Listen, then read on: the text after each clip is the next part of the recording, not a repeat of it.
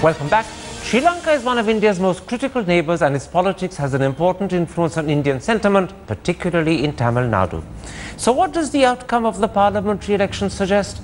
And what impact will it have on Indo-Sri Lankan relations? My guests are India's former High Commissioner to Sri Lanka, Nirupama Rao, and the chairman of the Hindu group, N. Ram.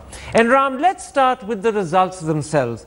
Although the UNP has not got a clear majority on its own, would you accept that with its allies like the Tamil National Alliance, the JVP and the smaller Tamil parties like the Elam People's Democratic Party, together they will cross 113 and get a majority? I think there's no doubt that they'll be able to form a viable and indeed stable government. That is Ranil Wickremesinghe, of the leader of the UNP, because they've got 106, including the so-called bonus seats, that is from the national list, and the Rajapaksa-led camp has got 95. The Tamils have got 14 plus 2, 16, and so on. So they should be easy.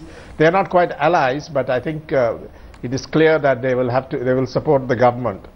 But this is going to be a stable government, and it's a very good election outcome, I think, for Sri Lanka. Nirupama Rao, Rajapaksa's dream of returning as Prime Minister has faded away.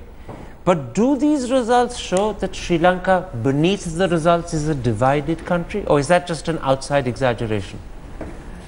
I wouldn't exactly subscribe to that point of view. If you had asked me that question maybe 8 months ago, the answer may have been different. But I think what this election serves to corroborate is that the Sri Lankan electorate has made a very judicious choice. And they made a choice in favor of stability, possibly reconciliation. And all in all, I think it bodes very well for the future of the country. So you're confident and hopeful that actually a new chapter in Sri Lanka's politics has begun opening today? I am very hopeful.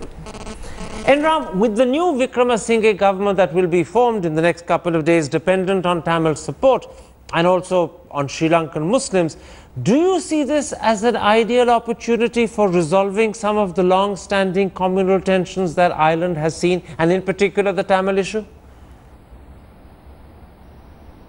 Yes, I think so. Of course, there's still a gap, because what the Tamils want is really a federal solution, or what the TNA wants, and there's still a gap. But I think this is I fully agree with Nirupama Rao, former High Commissioner, that this is clearly a good result, and it provides a very congenial situation in Sri Lanka.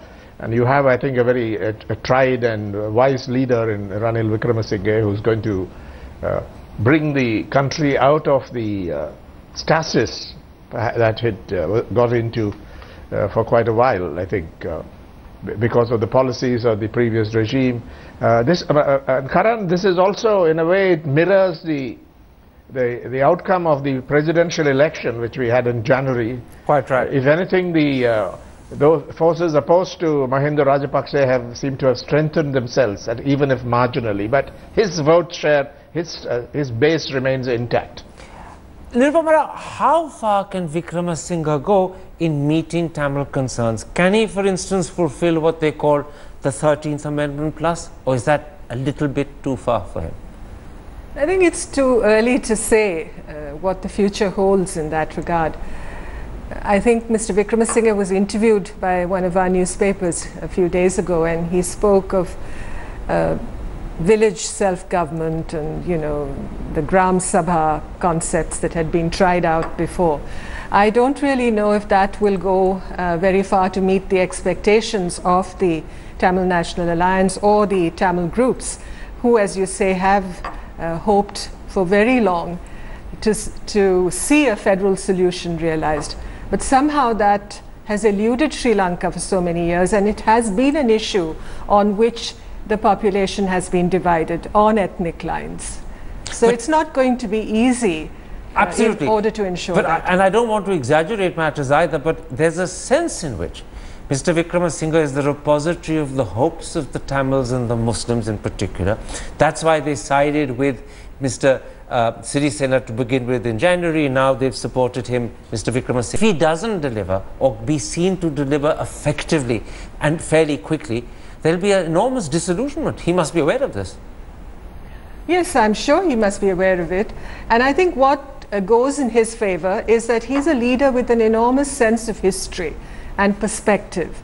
And I believe he can be expected to act with a sense of moderation when it comes to seeking solutions of this nature, by which I mean the extremism that we saw in the past, which had so divided the country, not only Tamil extremism, may well be set aside in favor of more grown-up things. A lot depends, N. Ram, on how bold Mr. Wickremesinghe can be. You've met him, you know him. How bold do you think he can be, or is his capacity to be bold in terms of reaching out to the Tamils and offering them adequate solutions to their problems limited by the fact he doesn't have an outright majority himself? Or is it reversely strengthened by the fact that he depends on Tamils, TNA votes to actually survive in government? Which way is it?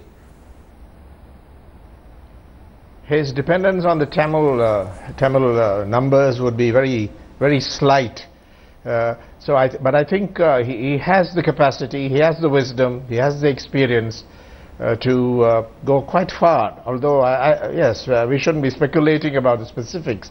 But after all, he did the ceasefire, and it was largely the LTTE which blew the opportunity, because it was welcomed by people in Sri Lanka and abroad, but nothing much happened by way of political negotiations. But there was a great opportunity, and I think he would adopt the same constructive approach, and I think even a bold approach, because after all, it is the minority votes, and especially the Tamil votes, have made a crucial difference in this election, and everybody will remember that. And if they do not deliver and disillusionment sets in, as you mentioned, then I think you're preparing the ground for a comeback by, if not Mahinda Rajapaksa, forces like that. Okay, that's very interesting. His own politics and his own necessity will drive him to have to meet Tamil demands adequately and quickly, because he realizes as a politician, otherwise he's weakening his own position. What does the defeat of Rajapaksa and 5 years of Sirisena and Wickremesinghe mean for India? Yeah, before I go into that, I'd also like to highlight one point. I think what this election showed was also a rejection of the extreme fringes on both sides, both the BBS, as it's called, the Bodha Bala Sena, and the Tamil diaspora groups, who were in favor of much more, what shall I say, extreme solutions. So that is a plus point. And that will help Mr. Wickremesinghe in reaching out. Absolutely. And so what does it mean for India-Sri Lanka relations? I think this is a very positive moment. I think one feels a sense of optimism when it comes to the future of the relationship. I think we've been through tremendous ups and downs in the last few years, particularly the Rajapaksa years. And Mr. Wickremesinghe, again, has a solid sense of what India means to Sri Lanka. Mahatma Gandhi called India Sri Lanka's nearest neighbor. I mean, we're its only neighbor. And I think whatever Sri Lanka does in terms of reaching out to other countries in the region, and I mean China also, I think it cannot afford to lose this sense of perspective of what India means to it and what India can do to influence its future. But you know, India's particular concern, certainly in the last 2 years, has been in fact China's influence and the way it's increased. Even if there's now a check on China's political influence, and we've seen a bit of that in the last 6 months, will there be any great change in the economic role China plays? Because China is certainly someone that can bring infrastructure and investment to Sri Lanka in a way that India can't rival. Sri Lanka has, even setting aside the Rajapaksa connections, Sri Lanka has always had a close relationship with China, and I'm going back to the 50s. So we cannot set aside that entirely. And I believe from the economic relationship point of view, what China has built during the last few years will be very difficult to cast away completely for Sri Lanka. But Mr. Wickremesinghe has spoken of getting the best deals for Sri Lanka, whichever country is involved, and that he's going to, there has been an attempt to review some of these linkages that have been built up with China. We'll have to see how things proceed. And Ram, how do you view the relationship between Delhi and Colombo under Sirisena and Wickremesinghe as President and Prime Minister respectively? I think it'll be excellent. I think actually relations with every government have been quite good.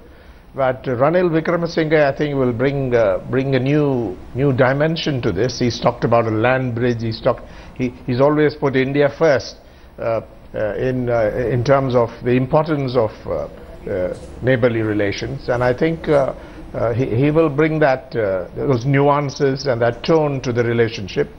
But I want to underline the continuity. Actually, Karan, India has pursued a very consistent policy after the schizoid policy that resulted in or culminated in the assassination of Rajiv Gandhi by the LTT assassination squad. But after that, every government in India has pursued a clear policy, and I think that's paid off. And we don't have to overreact to China's role in this. I just appreciate the comments made by our former High Commissioner. Fairly quickly, as a former High Commissioner, what would your advice to Mr. Modi be, particularly because there is now a new chapter that's opening? It half opened in January when the new president was elected. It's now fully opened with the Prime Minister and the new government. And it's in our interest to cement and strengthen this relationship. So what would your advice to Mr. Modi be? I think to approach the relationship with Sri Lanka with an open mind, and as Mr. Ram has said, there is a certain continuum as far as this relationship is concerned. And I think this is a golden opportunity to somehow open up the space in this relationship in order to involve Tamil Nadu in much closer dialogue and interaction with Sri Lanka, and I mean with northern Sri Lanka. That would be a very also new and novel thing for any Indian government to do, because it hasn't been done before. I think in the last few years there's been a sense of, if I may say, hesitation, perhaps in a sense complicated by domestic political factors, and also by the fact that you had a regime, a government in Sri Lanka that was not prepared, really speaking, to look at issues of reconciliation. Now the change on both sides permits this new novel venture, involve Tamil Nadu more in the relationship between Delhi and Colombo. Yes, and I would also suggest that our defense and security relations with Sri Lanka should be strengthened. There is an opening now to do so. All right, thank you very much indeed. Let's hope the Prime Minister, or at least the Foreign Minister, are listening and heed your advice. My thanks to you for joining me in studio. My thanks also to N. Ram for joining us in Chennai. And there we end this particular episode. If you have been, thanks for watching. Goodbye. Good night.